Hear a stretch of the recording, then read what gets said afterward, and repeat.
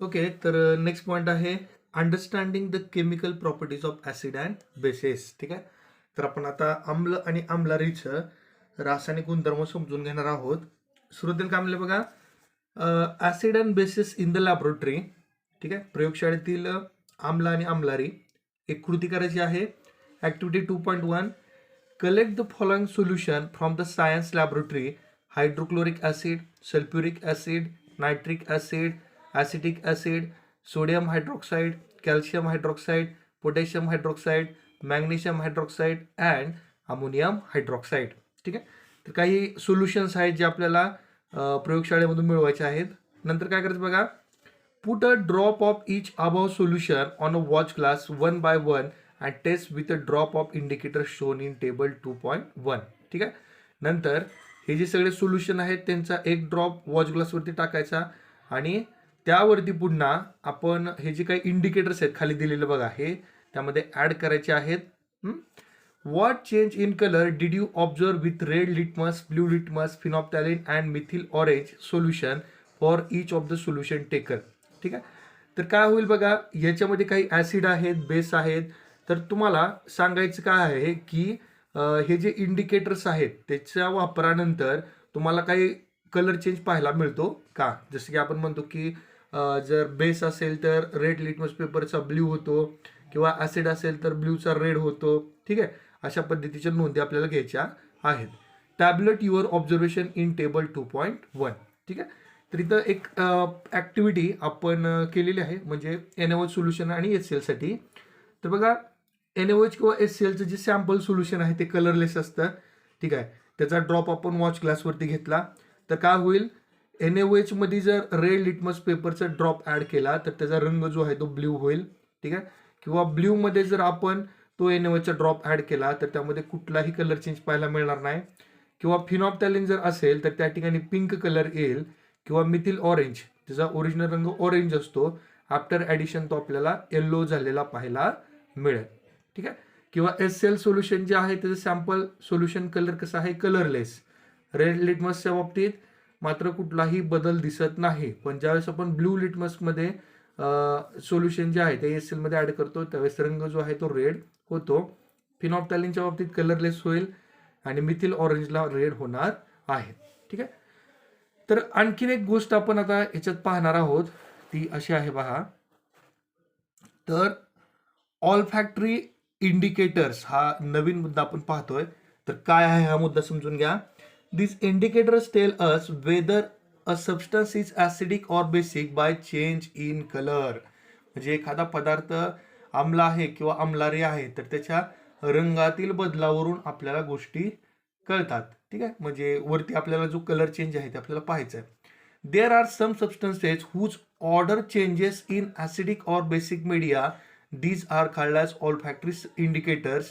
Let us try out some out of these indicator. ठीक आहे.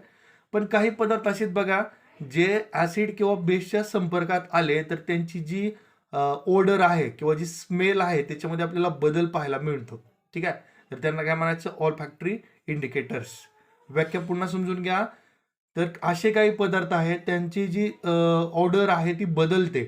ठीक आहे. ऍसिड किंवा बेसच्या कॉन्टॅक्टमध्ये आल्यानंतर त्यांना आपण ऑलफॅक्टरी सबस्टन्सेस म्हणतो. तर हे समजून घेण्यासाठी आपल्याला कृती करायची आहे. कृती काय बघा, take some finely chopped onions in a plastic bag along with some strip of clean cloth. ठीक आहे. तर कापलेला कांदा अगदी बारीक तो आपल्याला का प्लास्टिकच्या पिशवीत घ्यायच्या, सोबत काही काय म्हणूया कपड्याचे धागे आहेत किंवा तुकडे आहेत. Tie up bag tightly and leave overnight in a fridge. ठीक आहे. तर त्या पिशवीला पुन्हा दोरी बांधून ती ठेवून द्यायची आपल्याला फ्रीजमध्ये पूर्ण रात्रभर. The cloth strip can be now be used to test for acid and bases. ठीक आहे. आता त्यामध्ये आपण जे कपड्याचे धागे टाकले होते किंवा जे तुकडे होते त्याचा वापर आपल्याला ऍसिड आणि बेसच्या टेस्टसाठी करायचा आहे. काय केलं बघा सुरुवातीला, मग take 2 of this cloth strip and check their odour. ठीक आहे. आता तो जो कपडा आहे तो कशाच्या संपर्कात आलेला आहे, कांद्याच्या. ठीक आहे. तर कांदा जो घटक आहे बघा, तर तो एक प्रकारचे सल्फर कंपाऊंड त्याच्यामध्ये आपल्याला ॲक्युमुलेट झालेले दिसतात. आणि ज्यावेळेस आपण हा कट करतो त्यावेळेस त्याच्यामधून काही डिस्टन्सिव्ह गॅसेस बाहेर पडतात. ठीक आहे. आणि हे कशामुळे होतं तर गॅस इमिटिंग बॅक्टेरियामुळे होतं बघा. त्यामुळेच आपल्याला कांदा चिरल्यामुळं एक प्रकारे डोळ्याला पाणी येतं आणि तो इफेक्ट कशाचा असतो सल्फरचा असतो. ठीक आहे. तर आता आपण त्याच्या संपर्कात ठेवलंय काय ठेवलंय तर कपड्याचे धागे ठेवले त्यांना सुद्धा कांद्याचा वास लागेल. बरोबर आहे. देन काय म्हणलं बघा keep them on a clean surface and put a few drops of dilute HCl solution on one strip and few drops of dilute NH on other strip. आपल्याकडे 2 स्ट्रीप घेतल्या आपण एकावरती HCl टाकलं दुसऱ्यावरती NaOH टाकलं तर तुम्हाला काय म्हणजे फरक दिसेल हे त्यांनी विचारलेलं आहे. ठीक आहे. तर एक लक्षात घ्या ऑल फॅक्टरी इंडिकेटरची आपण इथे व्याख्या दिली आहे. Olfactory indicators are the substance whose smell or odor changes in acidic or basic solution. ठीक है. When acid or base is added to it, then its characteristic smell cannot be detected. म्हणजे लक्षात घ्या असे काही पदार्थ आहेत ज्यांचा वास जो आहे तो ऍसिड किंवा बेसच्या संपर्कामध्ये नाहीसा होतो हे लक्षात घ्या. ठीक आहे. तर आपण इथंही तेच करतोय. जो कांद्याच्या संपर्कात आलेला जो कपडा आहे त्याच्यावरती डायल्यूट HCl किंवा NaOH टाकलंय आणि आपण आता पाहायचंय की जो वास त्याला लागलेला होता कपड्याला तो आहे किंवा नाही. तर पुढच्या पानावरती जाऊया मग. ठीक आहे. तर काय ऑब्झर्वेशन आपलं पाहायला मिळालं बघा. तर cloth of onion treat with NaOH solution. ठीक आहे. तर NaOHच्या संपर्कामध्ये आल्यानंतर जो कांद्याचा वास त्या कपड्याला लागलेला होता तो नष्ट झाला. पण डायल्यूट HCl सोल्युशन जे होतं त्याच्या संपर्कामध्ये आल्यानंतर त्याच्यात वासामध्ये काही फरक पडला नाही. नंतर काय म्हणलंय rinse both cloth strip with water and again check their odour note your observation. आता आपण काय केलं त्याच्यावरती पाणी टाकलं. पाणी टाकल्यानंतर काय होईल हे जे NaOH आहे किंवा जे HCl सोल्युशन आहे ते काय होणार आहे न्यूट्रलाइज होणार आहे. ठीक आहे. आणि जो स्मेल आहे तो तुम्ही रिअलाइज करू शकता. ओके.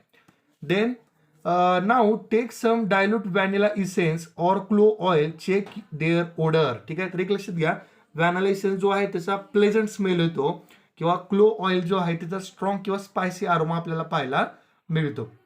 याच्या बाबतीत आपल्याला तेच करायचं आहे. Take some dilute HCl solution in one test tube and dilute NaOH solution in another. ठीक आहे. तर एकामध्ये डायल्यूट HCl घ्या दुसऱ्यामध्ये डायल्यूट NaOH घ्या. नंतर काय करायचं आहे add a few drops of dilute vanilla essence to rest both test tube and shake well. ठीक आहे. आपण का थोडे ड्रॉप टाकूया दोन्हीमध्ये आणि शेक करूया. Check the odour once again and record changes in odour if any. तर बघा व्हॅनिला इसेन्सच्या बाबतीत काय होतं ज्यावेळेस आपण NaOH मध्ये हे व्हॅनिला इसेन्स ऍड करतो तर त्याची जी स्मेल आहे ती नष्ट होते. ठीक आहे. पण HClच्या बाबतीत असं काय होत नाही. Okay. Then similarly taste the change in odor of clove oil with dilute HCl and dilute NaOH solution and record your observation. ठीक आहे.